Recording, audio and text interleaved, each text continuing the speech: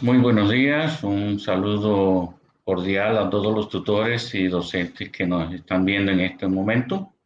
Nos vamos a dedicar a hacer la presentación de lo que corresponde al taller de matemáticas del programa Todos Aprender para el ciclo 1. En esta ocasión abordamos lo relacionado con el pensamiento numérico, promoviendo la metacognición en el aula. El objetivo general que tenemos para esta ocasión es reconocer cómo el proceso de razonamiento en el desarrollo del pensamiento numérico se articula y contribuye a la comparación, ejercitación de procedimientos que un estudiante realiza al resolver un problema matemático. Al respecto, nos hemos planteado unos objetivos específicos, como identificar las estrategias metacognitivas en la resolución de problemas, ilustrar a los docentes situaciones didácticas para la construcción de estrategias metacognitivas que le permitan correlacionar el proceso de razonamiento en el desarrollo del pensamiento numérico e incorporar orientaciones didácticas para la resolución de problemas de pensamiento numérico en ambientes de aprendizaje remoto o en alternancia.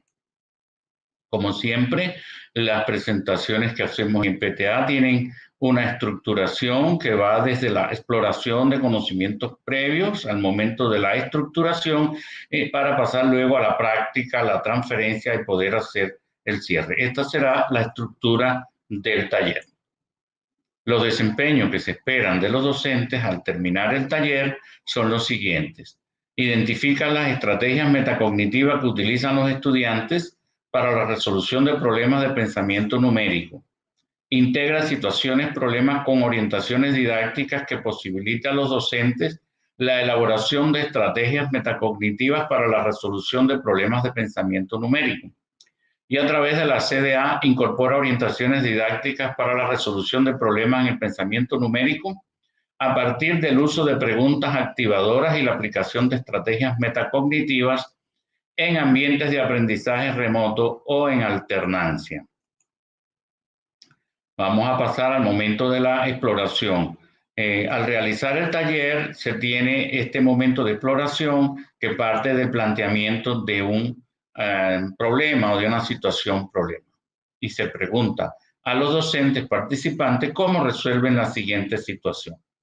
En un corral hay gallinas y conejos. Si se cuentan las cabezas hay 23, pero si se cuentan las patas hay 62. ¿Cuántas gallinas y cuántos conejos hay? En este momento de la exploración le entregamos a los docentes participantes esta tabla que aparece en la diapositiva, a través de la cual ellos no solamente van a trabajar en la resolución de esta situación, sino que van a colocar la información de este proceso en estas tres columnas. Primero, pensando qué hay que hacer, o sea, cuál es la tarea, cuáles son las acciones que van a realizar para la comprensión de la situación. ¿Cómo se hace? O sea, la estrategia que van a utilizar para resolver la tarea y cómo se hace, con qué recursos, pero también cómo controlo si lo que estoy haciendo está bien.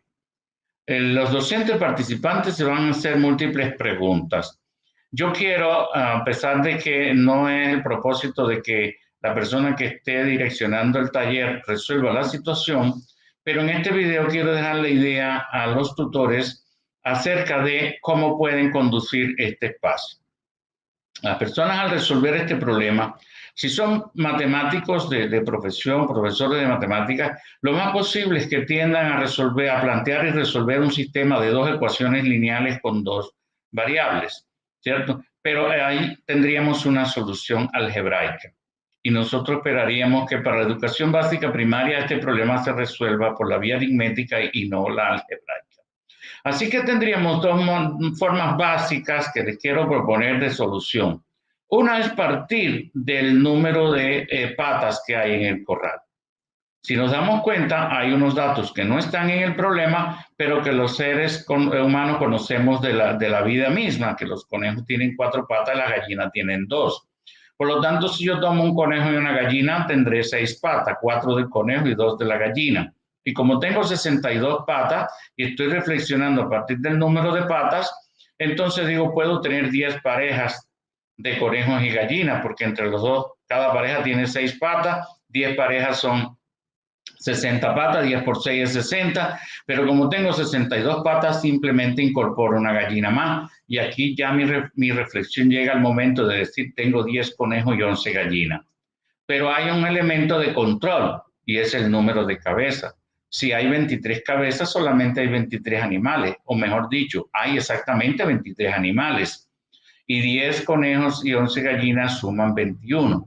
Luego necesito incorporar cabezas, pero manteniendo el número de patas. Si quiero aumentar el número de cabezas manteniendo el número de patas, yo puedo probar a retirar un conejo, con lo cual estoy retirando 4 patas, pero tengo que incorporar 2 gallinas. Aquí he quitado una cabeza, pero he mantenido el número de patas y he incrementado, al incrementar 2 gallinas, estoy incrementando una cabeza. Ahí todavía no me resulta y sigo ensayando hasta encontrar la solución. La otra manera posible es razonar a partir de las cabezas y decir, bueno, tengo 23 cabezas, ¿será que puedo tener mitad de gallina y mitad de conejo? Pues 23 es un número primo, no se puede tener mitad y mitad, pero puedo pensar en tener 11 conejos y 12 gallinas. Y luego controlo mirando cuántas patas hay en 11 conejos y en 12 gallinas. En ese caso vemos que el número de patas se excede la cantidad que nos plantea el problema y ahora tenemos que empezar a quitar unos animales y a colocar otros hasta que podamos ir controlando y comprobar que finalmente voy a tener 15 gallinas y 8 conejos. Pero se va ensayando a partir de 2 rutas posibles. Una, a partir de razonar a partir del número de patas o comenzar el razonamiento a partir del número de cabezas. Si comienzo con el número de patas, entonces las acciones que realice tienen que garantizarme mantener el número de patas y si comienzo con el número de cabezas, hago lo propio. O sea, que lo que vaya, animales que vaya quitando y animales que vaya colocando, deben garantizarme que siempre va a quedar el mismo número de cabezas. Así que el planteado de este problema, para explorar lo que piensan los docentes, ellos se van a hacer diferentes preguntas en torno a lo que acabo de explicarles y van a registrar en el formato las soluciones que pueden compartir brevemente a algunos compañeros. Luego pasamos al momento de la estructuración. Yo creo que esta parte de exploratoria va a provocar motivaciones en los docentes participantes para tener ahora el interés en escuchar las ideas relacionadas con el análisis teórico de lo que tiene que ver con las estrategias metacognitivas. Aquí tenemos algunos puntos que son los que se van a tratar en este momento de la estructuración. Vamos a comenzar con el proceso de razonamiento en la resolución de problemas. Hemos basado esto en literaturas como los estándares básicos de competencia del Ministerio de Educación y en textos de Brunner y de Schoenfeld.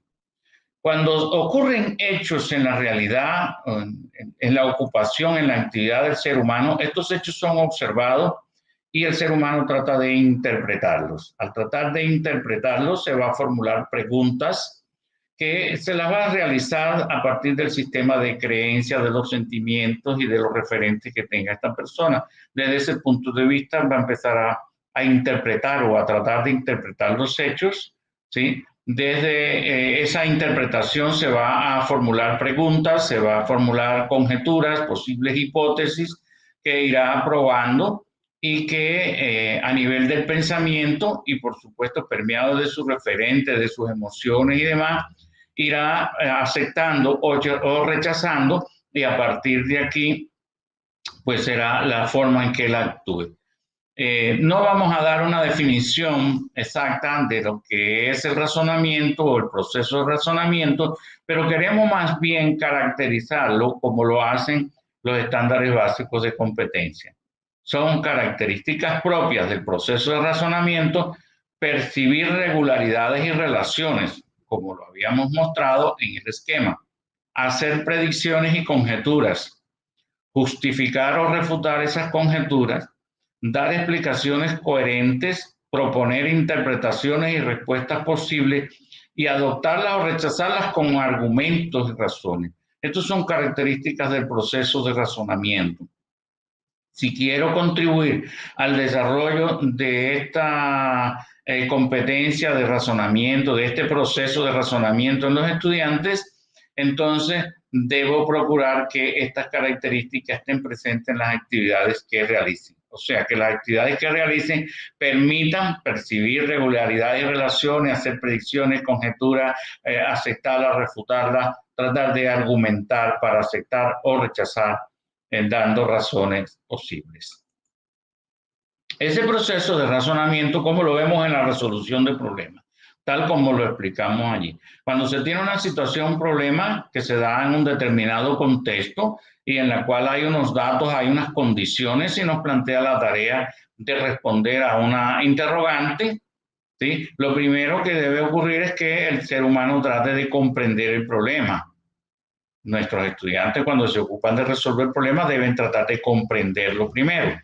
Y en este sentido, van a realizar diferentes acciones que tienden a la comprensión e interpretación del problema. Una vez que se ha comprendido, emprenden el camino para buscar un plan de solución que permita responder la pregunta. Nuevamente, tendrá que ir a la tarea, a los datos, a las condiciones, a los conceptos matemáticos de que dispone ese conocimiento matemático para plantearse un plan de solución. Y a partir de aquí, una vez que tenga el plan, aplicar los datos, las condiciones y demás de acuerdo al plan encontrado para resolver el problema. Ahora llegamos al momento en que ya se tiene la solución del problema. Y no es que ya porque puedo responder la pregunta se terminó el proceso de razonamiento. Es necesario revisar la solución y revisar el proceso que se siguió para verificar qué fue aquello que nos permitió comprender el problema. A veces se ejecutan acciones que son importantes para lograr la comprensión. O qué fue aquello que nos permitió encontrar un plan de solución. ¿Qué fue lo que nos permitió ejecutar adecuadamente el plan de solución? ¿Y por qué nos preguntamos sobre todo el proceso que hemos seguido? Porque queremos sacar unos mensajes que nos sirvan a futuro. Por eso hay que hacer consideraciones perspectiva también. ¿Cómo esto que he aprendido me puede servir para resolver nuevos problemas? He aquí el mensaje metacognitivo. Esto que me permite a mí finalmente aprender a aprender. ¿Cómo estimular el razonamiento en los estudiantes? Bueno, en primer lugar, el razonamiento tiene que ver con los procesos de abstracción. Y es menester aclarar que lo abstracto es lo que no se puede percibir a través de los órganos sensoriales. Aquello que es abstracto no se puede ver, no se puede escuchar, no se puede olfatear, no se puede probar, no se puede palpar. No hay modo de percibir a través de los órganos de los sentidos. Entonces, abstracto. ¿Y esto qué significa? Que lo abstracto existe como reflejo mental, existe en el pensamiento del ser humano. Aquí hay algunos ejemplos que pueden servir para comprenderlo. Por ejemplo, el concepto de número natural. Nosotros nunca hemos podido ver un número natural, porque los números naturales, como son abstracciones, solamente existen en nuestro pensamiento y son el reflejo mental del cardinal de los conjuntos finitos. Seguramente usted dirá, pero yo estoy mirando en pantalla en el cuadrito de la izquierda varios números, el 1, el 2 o el 3, y me toca decirle, usted no está viendo los números, está viendo los símbolos que representan a los números. Incluso cuando los leemos y decimos 1, 2, 3, estamos hablando de los nombres que designan al concepto, pero el concepto es abstracto, ¿cierto? Solamente existe en el pensamiento del ser humano. Asimismo, hacemos las abstracciones. Y una letra A puede significar para nosotros asumida como un símbolo para el área de una figura, o esta crucecita que vemos con un proceso de abstracción es el símbolo para una suma, independientemente de lo que sume. Es importante destacar que cuando hablamos de proceso de abstracción y cuando hablamos de las abstracciones, lo que se refleja en el pensamiento son aquellas características comunes a todos los objetos y fenómenos que representan a los conceptos, que representan a las relaciones, ¿sí? Aquellas características que son esenciales y no todas las características. Además de los procesos de abstracción, hay que tener en cuenta la manipulación de objetos y las representaciones simbólicas. Cuando manipulamos objetos que son ricos en características, seguramente en esa riqueza de características van a poderse determinar las regularidades y van a permitir representar de diferente manera con esos objetos las situaciones que se presentan, pero al extraer de ellas lo esencial, lo que es común, nos va a permitir llegar a esos niveles de abstracción y de razonamiento. Y la representación simbólica en este caso, que puede ser enactiva, icónica o simbólica propiamente dicho, pero estas representaciones pueden hacerse a través de objetos concretos y diferentes maneras. Creo que si queremos estimular el razonamiento, debemos procurar que los estudiantes representen las situaciones de diferentes maneras. En este momento queremos hacer referencia a algunos elementos que influyen en la resolución de problemas, pero para este taller queremos centrarnos fundamentalmente en las estrategias cognitivas, en la heurística y las estrategias metacognitivas que tienen que ver con el monitoreo y control. Obviamente, al centrarnos en estos aspectos no quiere decir que estos otros elementos como el dominio del conocimiento, de los recursos matemáticos y los sistemas de creencia, la visión de las matemáticas y de sí mismo que tienen los estudiantes vaya a quedar por fuera, porque ellos serían ejes transversales al hablar de estrategias cognitivas y metacognitivas. Y hacer referencia a algunas categorías de conocimiento y comportamiento en la resolución de problemas, como son las categorías recursos, heurísticas, control y sistemas de creencias. ¿Qué se entiende por metacognición? Es la pregunta central de este proceso. Y la metacognición debemos verla en dos direcciones fundamentales.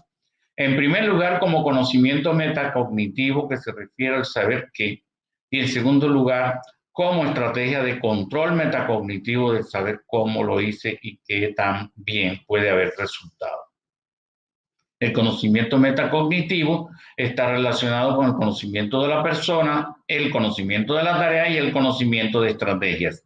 Cuando hablábamos hace un rato del proceso de resolución de problemas, decíamos que al finalizar la resolución de un problema, los estudiantes reflexionan retrospectivamente acerca de cómo ha sido el proceso que pudo obtener a partir de él la solución o el plan de solución del problema, cómo procedió y cómo esto puede servir para el futuro.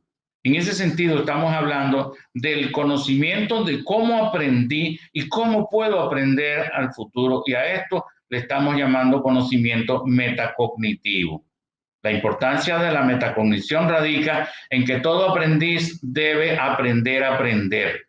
No es simplemente aprender todo lo aprendible, es aprender a aprender de forma autónoma y autorregulada, porque eso es lo que necesitamos en la escuela, que nuestros estudiantes aprendan a aprender de manera autónoma, puedan aprender sin que necesariamente siempre tengan que tener toda su vida un profesor delante. Y el control metacognitivo es ver al estudiante como alguien, un sujeto activo que controla el proceso que ha seguido para resolver las tareas, ejerciendo su propio control, su propia autorregulación, capaz de dirigir su propio aprendizaje, teniendo aprendizaje autónomo. Ahora bien, cuando hablamos de las estrategias metacognitivas, quiero referirme entonces a dos elementos muy importantes. El grado de conciencia que tienen los estudiantes sobre las estrategias, y aquí podemos ver tres grados de conciencia. Lo que se ha denominado como entrenamiento ciego, cuando el estudiante simplemente trabaja, aplica una estrategia, resuelve un problema, pero esa estrategia no la compara con otra, no dispone de otra, dispone de una y la utiliza. Así que al no tener la manera de compararla con otra, no puede discernir qué tan apropiado sea. En segundo lugar, a lo que se denomina entrenamiento informado o razonado, es cuando el estudiante dispone de diferentes estrategias y las usa indistintamente sin compararla y sin decidir cuál de ellas es la más efectiva. Pero el entrenamiento metacognitivo en el control, ¿cierto? Es cuando el estudiante, conociendo diferentes estrategias, las ha comparado y ha valorado y ha decidido cuál de ellas es la más efectiva y ahora utiliza no cualquier estrategia como el que hace el entrenamiento informado, sino aquella en la que ha tomado conciencia de la efectividad de una cierta estrategia y la utiliza. El otro elemento es el nivel de ayuda que el profesor ofrece, ¿sí? Los estudiantes unas veces necesitan más ayuda y otras veces necesitan menos ayuda. Lo ideal sería la práctica individual, donde el trabajo individual del estudiante se apoya en guías de autorregulación. Él mismo puede autorregular su actividad porque es un estudiante que ya aprendió a aprender. Pero para llegar allá debe pasar por algunos momentos que requieren de unos niveles de ayuda superiores. La instrucción explícita, donde el docente requiere hacer una explicación directa, modelar el proceso cognitivo, ¿sí? Y estar más presente en ese proceso orientador del estudiante para que pueda realizar las acciones de aprendizaje. En segundo lugar, una práctica guiada donde el docente no conduce al estudiante hacia la solución, sino más bien al proceso de autorregulación. Las instrucciones y el acompañamiento que hace el docente están dirigidos más a que el estudiante pueda utilizar elementos propios para autorregular el proceso de aprendizaje. Una práctica cooperativa que puede ser fuente adicional del andamiaje del aprendizaje individual, cuando el estudiante, al trabajar con otros estudiantes, pone en práctica las estrategias metacognitivas, ¿sí? De manera colectiva. Y este sería ya el antecedente para llegar a la práctica individual de un estudiante que sí dispone de estrategias metacognitivas, un estudiante que sabe cómo se construye el saber y que tiene estrategias para hacerlo. Respecto a la heurística, es un tema que ya en el PTA ha sido abordado en otros momentos, solamente dar una idea general. La heurística se refiere al estudio de las acciones que realizan los estudiantes o que realizan los seres humanos para buscar y encontrar solución a los problemas. Y estos procedimientos heurísticos pueden ser principios, reglas o estrategias. Si hablamos de principios, ya hemos estudiado el principio de analogía, el de reducción, principio de motivación, la generalización, que son principios más bien generales, y el principio de movilidad, que es un principio para el estudio de la geometría, o medir y probar sistemáticamente. Hace un rato, cuando hablábamos del problema de las gallinas y los conejos en el corral, estábamos probando sistemáticamente. Es decir, decíamos tantas gallinas, tantos conejos, y empezábamos a probar y a comprobar si de allí nos resultaba o no. Esto es un principio de búsqueda de una solución. Reglas heurísticas generales como leer detenidamente el ejercicio, analizar, esquematizar, concluir, son reglas que se construyen con los estudiantes, y por supuesto hay reglas heurísticas que son específicas también, que se construyen para ciertos grupos de ejercicios. Y estrategias de trabajo hacia adelante cuando el análisis de un problema parte de la valoración y estudio de los datos, el trabajo hacia atrás cuando partimos no de los datos sino de la pregunta, vamos en camino que va direccionado hacia los datos, o el trabajo combinado en ambos sentidos, que es lo más frecuente, es que uno analice los datos y revise la pregunta, o lea la pregunta y vaya a la búsqueda de los datos, y en ese camino encontramos la solución. Recordando siempre que el proceso de resolución del problema no es un proceso lineal, no es ir de los datos derechito a la pregunta, directamente a la pregunta. Es un proceso más bien que en forma diferentes caminos se van presentando, se van probando, se van aceptando unos, se van rechazando otros, y en este proceso de resolución, que es un proceso prácticamente como un laberinto, llegamos a encontrar el plan de solución que podemos aplicar para resolver el problema. Por eso es que partimos en este laberinto que es la resolución de un problema o de los datos o de la pregunta, o vamos trabajando con los dos hasta encontrar hasta el punto donde ellos se puedan conectar. Vamos a hablar del reconocimiento de estrategias metacognitivas. Y en ese sentido, quiero señalar dos cosas.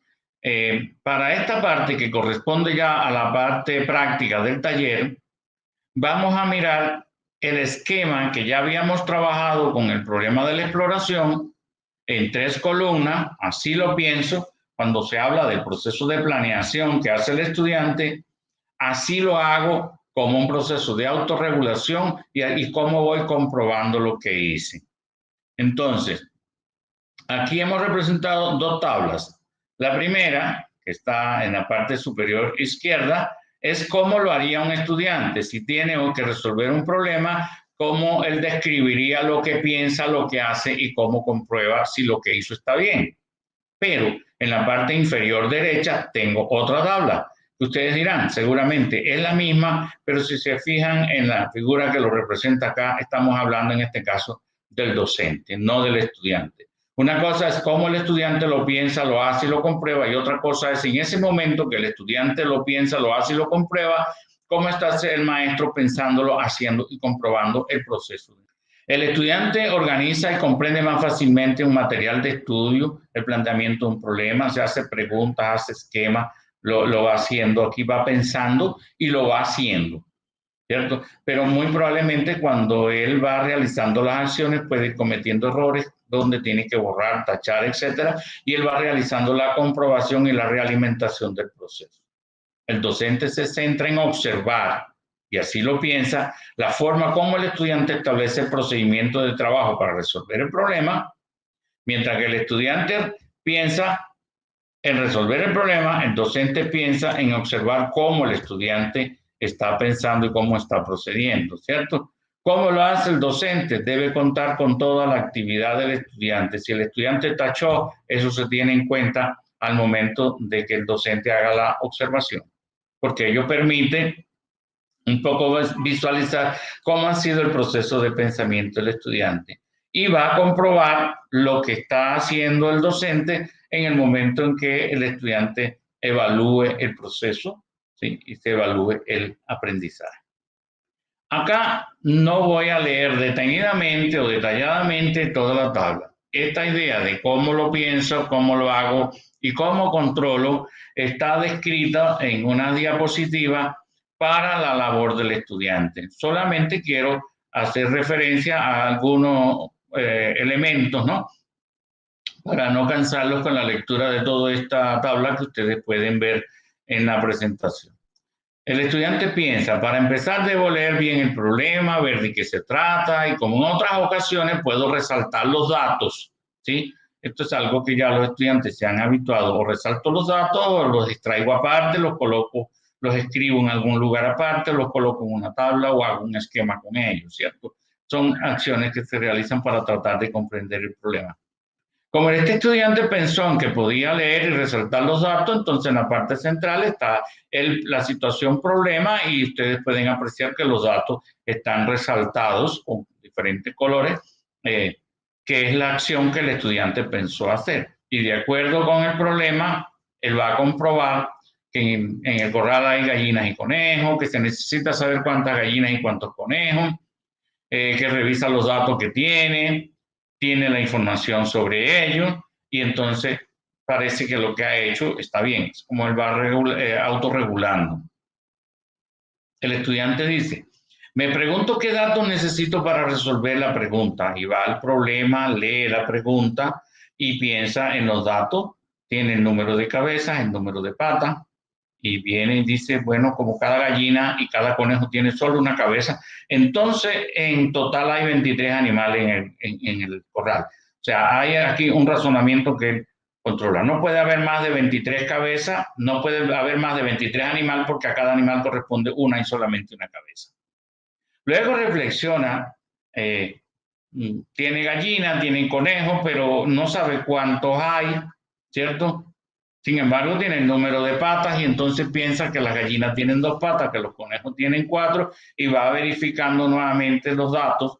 Así puede verse en la siguiente diapositiva todo el proceso, que en definitiva ya lo expliqué en la parte exploratoria, tanto describiendo lo que se pensó, lo que se hizo y cómo se comprobó si lo que se había hecho estaba bien. Acá termina la diapositiva y ya para la actividad práctica, entonces tengo este par de ejercicios. Están en el anexo también y quisiera decir algunas cosas sobre. Estos ejercicios fueron tomados de una prueba de diagnóstico que aplicó el programa Todos Aprender en el año 2014. Y en estos ejercicios, uno tiene que ver con el promedio, el otro tiene que ver con relaciones de proporcionalidad. ¿Cómo un estudiante resuelve este ejercicio? La tienda de Doña Marta dice, Doña Marta es la mamá de Laura y tiene una tienda. Doña Marta organiza la información en gráficas para saber cuántos productos vende diariamente. En el caso de la venta de bombones, al final de la semana obtiene la siguiente figura. La figura no se nota muy bien aquí, en el anexo se nota mejor. Pero puedo decir que el día que más bombones vendió es el día martes, que es la segunda barra, que llega hasta 14, vendió 14 bombones, y el día que menos vendió fue el día jueves, que vendió 12 bombones, 10 bombones, perdón. Los niños están habituados generalmente a que si hay un problema y le preguntan cuánto se vendió en promedio, la idea enseguida es ver cuánto vendió cada día, son 5 días, sumo, se vendieron en total en la semana 60 bombones, y aquí empiezan a equivocarse algunos diciendo la respuesta correcta es B igual a 60, porque la suma de los 5 días, y en este caso un estudiante que ha interpretado que el promedio es el total, ¿cierto? Pero en otros casos, esos 60 lo dividen entre 5 y obtienen 12, que sería la respuesta correcta, ¿cierto? Cuando este tipo de problemas es abordado con los estudiantes, hay que tener en cuenta una cosa. ¿Qué significa el término promedio? La mayoría de los estudiantes dice que el promedio es el resultado de sumar los datos y dividir entre la cantidad de datos, pero eso es falso. Este es un procedimiento para determinar el promedio, pero eso no es el concepto promedio, ¿cierto? Cuando yo tengo varios datos de diferentes cantidades y empiezo a restar de los datos mayores ciertas cantidades y a sumárselas a los que tienen menos, buscando que equilibrarlo de modo que todos resulten en igualdad de condiciones, ¿sí? Buscando que todos tengan la misma cantidad, estoy buscando un punto de equilibrio entre los datos. Entonces, ese punto de equilibrio es el que se denomina promedio, una medida de tendencia central. Y de aquí se desprende la idea de que el concepto de promedio se puede enseñar a partir de sumar y restar. O sea, voy restando al que tiene más y le voy sumando al que tiene menos, hasta, como dicen los niños de quinto grado, hasta emparejarlos todos, ¿cierto? Y allí ese valor que hizo que todos estuvieran parejos es lo que entendemos por promedio. Y si el concepto promedio se ha construido de esta manera, entonces es importante que los niños entiendan que cuando los datos son diferentes, el promedio es un valor que está entre el mayor y el menor de los datos, pero no es ninguno de los dos, porque al mayor le quitamos y al menor le sumamos, ¿cierto? Entonces, cuando yo veo esta gráfica y entiendo que el menor de los datos es 10 y que el mayor es 14, entonces el promedio tiene que ser un número que esté entre 10 y 14, pero no puede ser ni 10 ni 14. Y cuando usted revisa las posibles respuestas, hay un solo número que cumple con esa condición, que es el número 12. Vean ustedes a lo que nos estamos refiriendo cuando hablamos de estrategias metacognitivas, donde el estudiante no solamente aprende un concepto, no solamente aprende un procedimiento, sino que también aprende cómo puede utilizar ese conocimiento en la resolución de diferentes problemas. La segunda situación dice que en el Colegio de San José participaron 40 niños en la Olimpiada Supérate con el Saber. 2 de cada 5 participantes pertenecían al grado quinto. ¿Cuántos niños de grado quinto participaron en las Olimpiadas? Lo que normalmente hacen la mayoría de los niños, porque así lo hemos enseñado, es que como estamos hablando de 2 de cada 5, en primer lugar investigamos cuántos grupos de 5 hay y dividimos 40 entre 5, lo que me da como resultado 8. Y si tengo 8 grupos de 5 niños y en cada grupo hay 2 niños, multiplico 8 por 2 y obtengo 16 y digo mi respuesta correcta es A igual a 16. ¿Cómo lo haría un estudiante que sí tiene entrenamiento metacognitivo? Un estudiante que sí ha aprendido a aprender y ha aprendido a utilizar lo que aprendió, ¿cierto?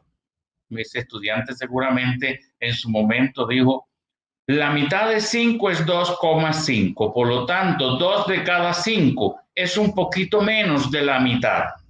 Cada vez que a mí me resulte un problema que me esté hablando de 2 de cada 5, voy a pensar que la respuesta correcta es la que sea un poquito menos de la mitad.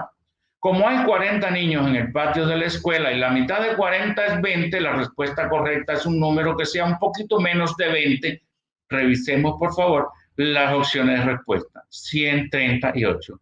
La única que es un poquito menos de 20 es 16. No hay otra posible solución. Entonces selecciono A es igual a 16.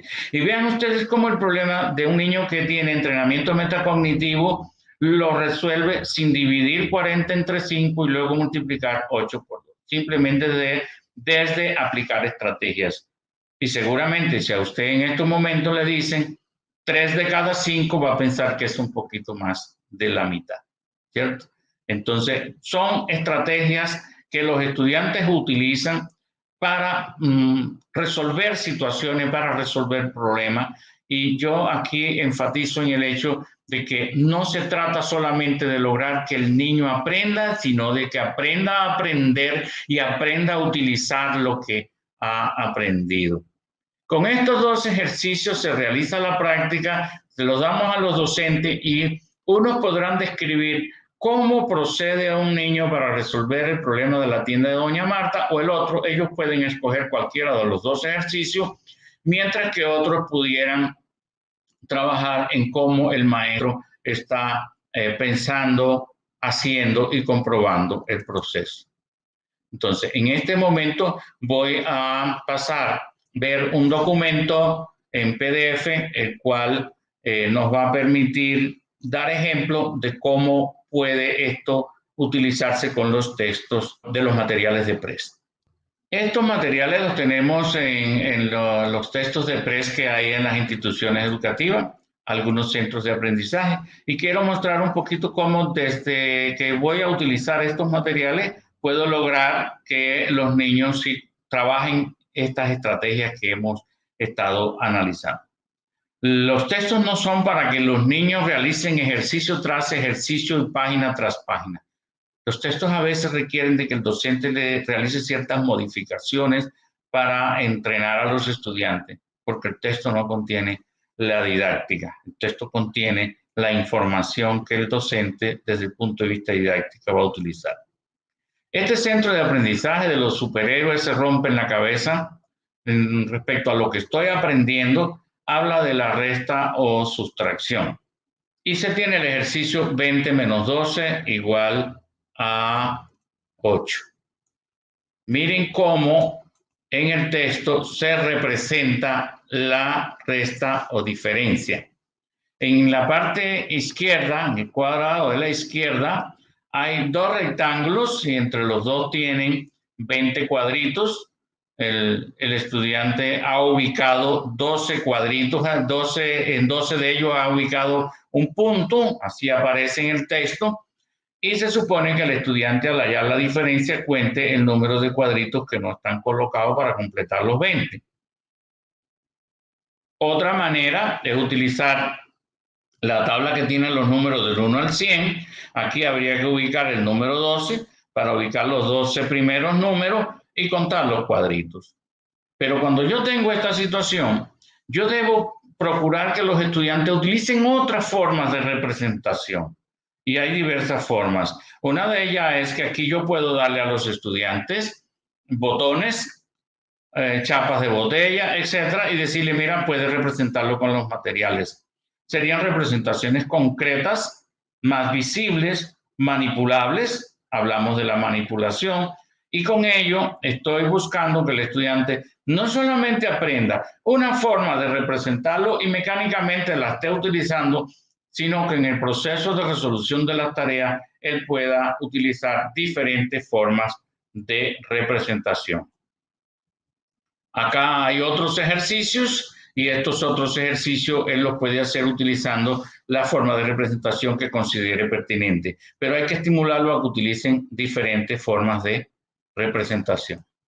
Acá tengo otra situación en la cual aquí se trata del centro de aprendizaje 2. Cada situación tiene su representación, lo que estoy aprendiendo. Y acá estoy hablando del siguiente problema. 2 arañas tejen una telaraña. ¿Cuántas patas de araña hay en total sobre la telaraña si cada araña tiene 8 patas? Y miren la representación que hay.